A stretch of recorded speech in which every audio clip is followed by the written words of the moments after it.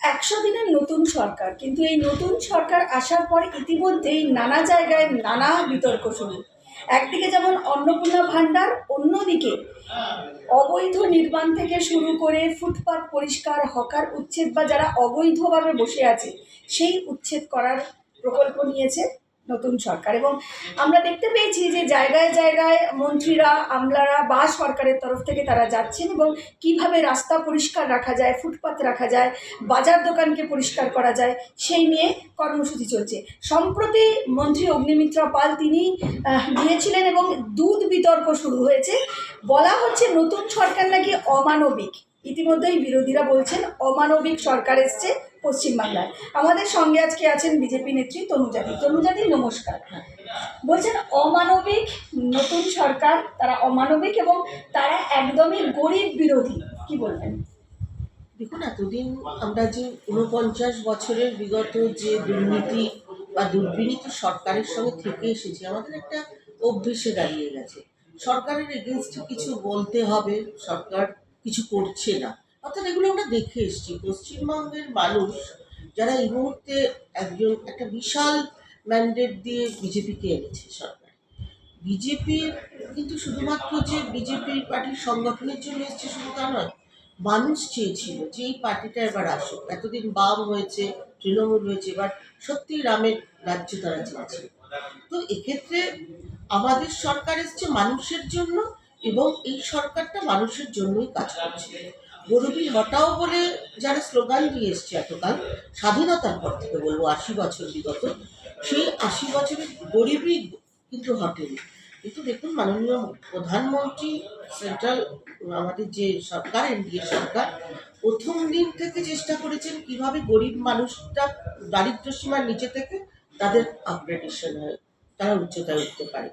তার জন্য তিনি রেশনের ব্যবস্থা করেছেন, তার জন্য মাথার উপর ছাদে আবাস যোজনা দিয়েছেন, তাদের শৌচাগার দিয়েছেন, তাদের শুদ্ধ পানীয় জলের ব্যবস্থা করেছেন। এছাড়া ইলেকট্রিসিটি যাতে তাদের ইউনিট কম হয় তার জন্য সোলার প্যানেল বলুন বা নানান রকম এলইডি ল্যাম্প বলুন, যা কিছু দৈনন্দিন জীবনের সব কিছু চেষ্টা করেছে। বর্তমান ১০০ দিনের সরকার পশ্চিমবঙ্গে, আমাদের শ্যামাপ্রসাদের ভূমিতে প্রথম পশ্চিমবঙ্গে আমরা বিজেপি সরকার এসছি এবং যৎপরনায় আমাদের মুখ্যমন্ত্রী মাননীয় শুভেন্দু অধিকারী যা কিছু প্রতিশ্রুতি দিয়েছিল, আমাদের একটা সংকল্পপত্র ভোটের আগে আমরা বের করেছি। তো সেখানে যা দেওয়া হয়েছিল, আমি বলবো যে তার বেশ কিছু অংশই সেটা এখন ফুলফিল হয়ে গেছে। এবার বিতর্কের বিষয় হচ্ছে যারা বাইরে থাকলো, বিরোধী দল হিসেবে বাইরে রয়েছে, তাদের ভূমিকা কি হবে। বেসিক্যালি এই সরকারটাকে নিয়ে ১০০ দিনের যে সরকার এখন, তাকে নিয়ে কিছুই বলার নেই, কারণ বিরোধিতা করার জায়গা নেই। মানে এই মুহূর্তে ১০০ দিনের মধ্যে শিল্প বলুন তাও এসে গেছে এই রাজ্যে।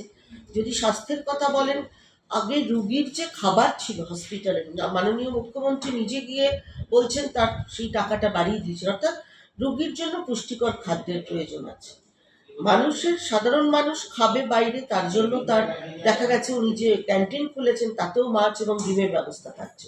এবং আমাদের যারা জনপ্রতিনিধি, বিধায়ক বলুন বা কাউন্সিলর বলুন, নবান্নে যেতে আসতে, তারাও সেই খাবার খাচ্ছেন। এমন নয় যে শুধু সাধারণ মানুষ খেয়েছে। আবার দেখুন, একই রকমভাবে মহিলা স্কোয়াড তৈরি করেছে, পুলিশের হেল্প বলুন। আবার তাও যদি বলি, এই বিগত সরকারের সময় এত পরিমাণ রেপ হয়েছিল, আজকে একটাও কোনো দৃষ্টান্তমূলক শাস্তি আমরা পাইনি। অভয়াটাই দেখুন, লাস্ট যে ইনসিডেন্টস, তার কিছুই হলো না। কিন্তু এবছর যে রেপটা হয়েছে, পালিয়ে যাওয়ার জন্য তাকে এনকাউন্টার করে দেওয়া হয়েছে, অর্থাৎ রেপিস্ট পালিয়েও বাঁচবে না। মানুষ বিভ্রান্তি ছড়ানোর জন্য আমি আসি যেটা দুধ বিতর্ক। ফুটপাতবাসিনী কোনো মহিলা তার ছোট বাচ্চা কোলে, সে তার বাচ্চাকে দুধ খাবে। যে ফুটপাতে বাস করে সে ৩-৪ লিটার দুধ একবারে কি করে ফোটায়? যার দুধ রেগুলার বেসিসে ৪ লিটার দুধের ফোটানোর ক্ষমতা আছে, সেখানে ফুটপাতে বাস করে।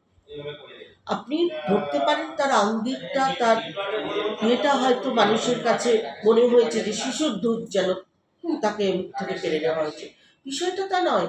পশ্চিমবঙ্গের বামপন্থী যারা কিনা একবার আমরা যেটা দেখেছিলাম যে যারা সুন্দরবনের ওই ওরা যেটা করেছিল আর কি, উদ্বাস্তুদের যারা করে দিয়েছিল, জায়গাটার নাম এই মুহূর্তে আমার মাথায় আসছে না, তো তারাই আবার উদ্বাস্তুদের নিয়ে এসে অন্য রাজ্য থেকে যে আমাদের ফুটপাতে বিছিয়ে দিয়েছে, তোমরা এখানে থাকো ট্রিপলটা নিয়ে। কেন থাকবে ট্রিপলটা নিয়ে?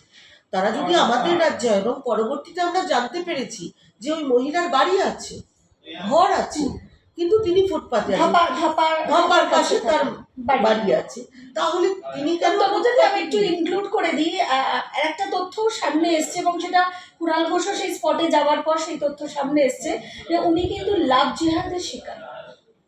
তাহলে তো আরো একটা ডাইমেনশন পাওয়াই গেল, লাভ জিহাদের শিকার। কিন্তু এই দুধটা ফুটছিল কোনো একটা দোকানদারের জন্য। যে শিশুটিকে দেখা গেছে কোলে নিয়ে, সেই শিশুটি যদি পার ডে 3 লিটার দুধ খাওয়া শিশুর চেহারা হতো, তাহলে তার চেহারা এরকম হয় না। এটা দোকানদারের কোনো দুধ, তার হয়তো এমন ব্যবস্থা ছিল যে সেই মহিলা সেই দুধটা ফুটিয়ে দেয় চায়ের দোকানের জন্য। তনুজাদি, এই সম্প্রতি দুধ বিতর্কের পরে বিকাশ রঞ্জন ভট্টাচার্য তিনি বলছেন যে অশিক্ষিতরা নাকি বিজেপি করে, মানে বিজেপিতে শিক্ষিত লোকের অভাব, যারা শিক্ষিত তারা অন্তত বিজেপি করবে না, কারণ বিজেপি শুধু ধর্মের রাজনীতি করে, খালি হিন্দুত্বের রাজনীতি করে। কি বলবেন? দেখুন, বামপন্থী সেই স্বাধীনতার আমল থেকে এই একই কথা বলে আসছে। ওরা স্বাধীনতা চাইনি, ওরাও বলেছিল যে আগে পাকিস্তান হবে তারপরে দেশ স্বাধীন হবে। সেই বামপন্থীরা দেশের ভালো কিছু চাইবে বা ভালো কিছু বলবে দেশ সম্পর্কে, এটা আমরা মনেই করি না। আর বিজেপিতে উনি একজন আইনজীবী, আমি জানি। উনি ধর্মতলার রাস্তায় দাঁড়িয়ে গরু খেয়ে অভ্যস্ত, ওনার দেখানোর জন্যই হোক। মানুষ তো জবাব দিয়েছে ভোটে ওনাকে। সব থেকে বড় কথা যেটা, সেটা হচ্ছে উনি যদি আমাদের শুধু আইনজীবীদের যে সেল আছে সেটাই দেখেন শুধু, তাহলেই ওনার চক্ষু চরক গাছ হয়ে যাবে, আমি এই ভাষাটাই দেবো। আর এছাড়া আমাদের বিজেপিতে যে ডাক্তার সেল আছে, এছাড়া শিক্ষক সেল আছে, তা দেখলে আমি শুধুমাত্র প্রফেশনালি বললাম। আর এমনি ডিগ্রি নিয়ে পদাধিকারী বা পদে আছে জেলায় জেলায় ভারতীয় জনতা পার্টি, আমি শুধু পশ্চিমবঙ্গ নিয়ে ওনাকে বললাম, কেন বৃহৎ ভারতবর্ষ নিয়ে ভাবার মতন চিন্তা শক্তি ওনার নেই। আর সম্প্রতি কেন, বেশ কিছু বছর ধরে যাদবপুর দেখছি তো শিক্ষিত বামপন্থীদের, যারা যে ধরনের যে কালচারটা যাদবপুরের মতন বিশ্ববিদ্যালয়ে এখন হচ্ছে, যে মেধা বলে ক্রিম লেয়ার যাদবপুরে থাকে, শুনে আসছি, দেখেওছি, সেটাকে অস্বীকার করার জায়গা নেই। কিন্তু তাদের যে এই যে প্রকৃতিগত, চরিত্রগত বা স্বভাবগত যে ধরনের কাজগুলো আমরা দেখছি, সত্যিই আমাদের খুব দুঃখজনক, এবং আমরা লজ্জা পাচ্ছি পশ্চিমবঙ্গে থেকে যেই ধরনের। আর বিকাশ রঞ্জন ভট্টাচার্য এখন অপ্রাসঙ্গিক হয়ে পড়েছেন, এখন উনি একটু মিডিয়ায় ভেসে থাকার জন্য এই ধরনের কথা হয়তো বলছে। সম্প্রতি যাদবপুরে যে ঘটনাটা ঘটলো, তারপরে যাদবপুরের কিছু ছাত্র সংগঠন, এসএফআই এর কিছু নেতা নেত্রী বা যারা যুক্ত এসএফআই এর সাথে, তাদের বক্তব্য যাদবপুরটা তো তাদের সেকেন্ড হোম, মানে দ্বিতীয় বাড়ি, এবং দ্বিতীয় বাড়িতে তারা নেশা, মদ্যপান বা সিগারেট করতেই পারে, এটা করতে দেওয়ার অধিকার, মানে এটা ওদের অধিকার, দ্বিতীয় বাড়ি তো, তাই জন্য। মানে এই যে ছাত্র রাজনীতি বা ছাত্রদের মধ্যে এই ধরনের মানসিকতা তৈরি হওয়া, কি বলবেন? দেখুন, কিছুই বলবো না, কারণ এই মানসিকতাটা অচিরেই নষ্ট হয়ে যাবে। এবং আমরা জানি তারা যে স্লোগানগুলো দেয়, আজাদি এবং এটসেট্রা, মণিপুর চা আজাদি, কাশ্মীর চা আজাদি, থাকছিস পশ্চিমবঙ্গে, এখানকার জনভয় মানুষ হচ্ছিস, এখানকার শিক্ষকের কাছ থেকে শিক্ষা নিচ্ছিস, মণিপুরের আজাদি নিয়ে কোনো দরকার নেই তো। কাশ্মীর কেন আজাদি চাইবে? কাশ্মীর আমাদের অখণ্ড ভারতবর্ষের একটা অংশ। এদের এই যে টাইপগুলো, এরা আফজল গুরুর ফাঁসি হলে এরা মিছিল করে, কোথায় গাজায় কি হয়েছে ওরা এখানে করে, অথচ এখানে অভয়া নিয়ে ওদের দেখবেন কোনো হেলদোল নেই। ওদেরই ক্যাম্পাসের মধ্যে যখন র্যাগিং করে ওরা ছেলে, আমি বলবো এটা এক ধরনের মার্ডার, খুন করা, র্যাগিং করে মেরে ফেলছে তারা। বয়েজ হোস্টেলে আগের বছরই বোধহয় ঘটনা। ওরা যে ধরনের কাজগুলো করে, ওদের যে আন্দোলনগুলো, তখন একটু মনে করে দিই যদি সিসিটিভি লাগানোর একটা কারণ তাদের এই কালচারটা, এই যে দ্বিতীয় বাড়িতে তারা নেশা করবে, গাঁজা খাবে কি মদ খাবে কি, তারা তাদের হোস্টেলের পেছনে যে পরিমাণ জন্ম নিরোধক বস্তু পাওয়া গেছে, তারা যেমন স্যানিটারি ন্যাপকিনের মধ্যে তারা লাল কালি দিয়ে লিখে দিচ্ছে দেওয়ালে, তাদের এটাই নাকি তাদের আন্দোলনের ধরন। এ ধরনের বিকৃত মনস্ক আন্দোলন, এটা কি ধরনের মেধার থেকে বেরোতে পারে, এটা আমাদের কোনো আইডিয়া নেই। আমার মনে মানে হয় এই ধরনের বর্তমান মেধা সরকার, কি বিজেপিতে হ্যাঁ, আছে? আমাদের এই ধরনের মেধাবী কালচারটা বিজেপিতে নেই একদম। বিকাশ রঞ্জন ভট্টাচার্যকে আমি এই কথাটাই বলবো, উনি যে টাইপের মেধা শক্তি দেখে অভ্যস্ত, আমাদের বিজেপিতে এই ধরনের যাদবপুরিয়ান এই টাইপের মেধা নেই। একদম শেষ প্রশ্ন করব, পুজো আসছে আর প্রায় 1-1.5 মাস বাকি। ইতিমধ্যেই পুজো নিয়ে যাতে পুজোতে রাজনীতিকরণ না হয় সেই নিয়ে কিন্তু সরকারও বলেছে এবং বিভিন্ন এমএলএদের থেকেও শোনা গেছে। সম্প্রতি সজল ঘোষ তিনিও বলেছেন যে এবারে যেন কোনো দুর্গা প্রতিমা বা দুর্গা মায়ের মুখকে যেভাবে বিকৃত করা হয়, আমরা জানি থিম পুজোর একটা কালচার চলে এসছে, সেটা কোনোভাবেই বরদাস্ত করা যাবে না। মাকে মায়ের রূপ দিয়ে আনতে হবে এবং দুর্গা মাকে মানে আমরা আমরা যে মাকে দেখে এসেছি বা ছোট থেকে দেখে বড় হয়েছি সেইভাবেই তাকে তৈরি করা হবে। রীতিমতন তিনিও হুঁশিয়ারি দিয়েছেন, বলেছেন এই ধরনের কালচার দুর্গা মাকে বিকৃত করা চলবে না। কি বলবেন? দেখুন, 100 বার বলবো, দুর্গাপুজো আমাদের বিরাট একটা উৎসব। উৎসব বলবো কেন, এই দুর্গাপুজো দিয়ে সারা পশ্চিমবঙ্গ কেন ভারতবর্ষ এমনকি বাইরের থেকেও আমাদের দুর্গাপুজো দেখতে আসে। থিম ব্যাপারটা আমি নিজেও বুঝি না, কেননা যখন বড় বড় প্যান্ডেলে দেখা যায় যে মা একা প্যান্ডেলে রয়েছে, ভিড় এত, অথচ খুব ছোট্ট একটা কোনো ঠাকুর এনে কোনো কর্নারে মাকে নিয়ে পুরোহিত একাই পুজো করে যাচ্ছে, তার কাছে সেই বস্তুও নেই যে দিয়ে পুজো হবে, অর্থাৎ সব রকম উপাচারও তার কাছে থাকে না। এটা নিয়ে পুরোহিতদের মধ্যেও ভীষণ গ্লানি আছে যে আমরা পুজো করতে যাই কিন্তু সেখানে সেই উপাচার পাই না, মাকে সে আবাহন করবে। তো আমার মনে হয় সন্ধ্যা পুজোয় 108টা সেই পদ্মফুলও পাওয়া যায় না, পদ্মফুলও সেখানে দেখা যায় না, তাকে 108টা প্রদীপ প্রজ্বলন একদম। হয় না। বিজয়ায় যে সিঁদুর খেলাটা সেটাও প্রায় উঠিয়েই দিয়েছিল বিগত 15 বছরে, কারণ কার্নিভালের জন্য মায়ের মুখে যাতে সিঁদুর লেগে হ্যাঁ। অসুবিধে হয়ে যাবে বা চেহারা মান নষ্ট হয়ে যাবে বলে, কিন্তু অচিরেই এই এবং যে সমস্যার সমাধান ডেটাবেসের হবে। উপরে কাজ হচ্ছে সেটাও তো তৃণমূল সরকারের থাকার ডেটাবেস। সরকারের database নতুন করে একটা এবং ডেটাবেস তৈরি তৈরি করার করা একটা সময়ের একটা ব্যাপার। সময়ের ব্যাপার, সেটাও হচ্ছে। এবং অলরেডি 1.5 কোটি যেহেতু পেয়ে গেছে, আমরা আশাবাদী এ মাসের মধ্যেই, মানে পুজোর আগেই আর 50 লক্ষ মহিলা ছিল, এখান থেকে আমরা বেরিয়ে আসবো, এটা একদমই ঠিক। আর আমাদের কোনো বিধায়ক আমাদের মাননীয় সভাপতি শ্রমিক ভট্টাচার্য বলে দিয়েছেন যে যেখানকার বিধায়ক তিনি সেখানকার আমন্ত্রণ পেলে অবশ্যই তিনি সেসব তার নিজের এলাকার পুজোতে যাবেন, তাদের সঙ্গে কথা বলবেন, তাদের সুযোগ সুবিধা দেবেন বা দেখবেন। কিন্তু এটাকে কোনো রাজনৈতিককরণ আমরা করব না। আমরা যেমনভাবে পুজোটাকে দেখতাম এবং মায়ের যে রূপ দেখে মাকে আমরা আবাহন করি, আমরা সেই রূপেই আবার আমাদের পশ্চিমবঙ্গে মাকে ফিরিয়ে আনতে চাই। তাহলে কি কার্নিভাল এবারে বন্ধ এবছর থেকে? সেটা তো আমাদের সরকার বলবেন, কেননা বিগত দিনের সরকারের তরফ থেকেই বোধহয় কয়েক বছর কার্নিভাল হয়েছে, আর আমাদের সরকার সেটা ডিসিশন নেবেন। আমরা দলের সংগঠনের লোক, আমরা এই বিষয়ে আমাদের পার্টি এবং আমাদের দল এবং সংগঠন এবং সরকার দুটো আলাদা বিষয়।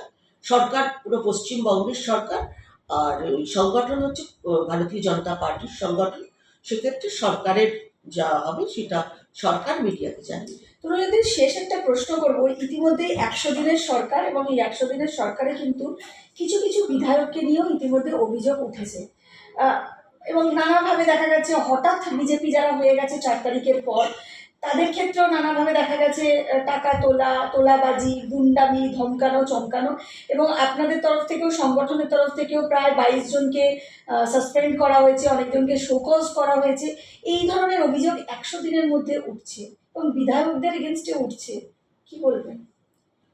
দেখুন, আপনি যে নাম্বারটা বললেন 22 জন, আর 2021 সালের পর পর্যন্ত আমাদের প্রায় 350 জন খুন হয়ে গেছে, আর বলছেন আপনি টাকা তুলেছে মাত্র 22 জন বলে সংগঠন থেকে তাদের সাসপেন্ড করা হয়েছে।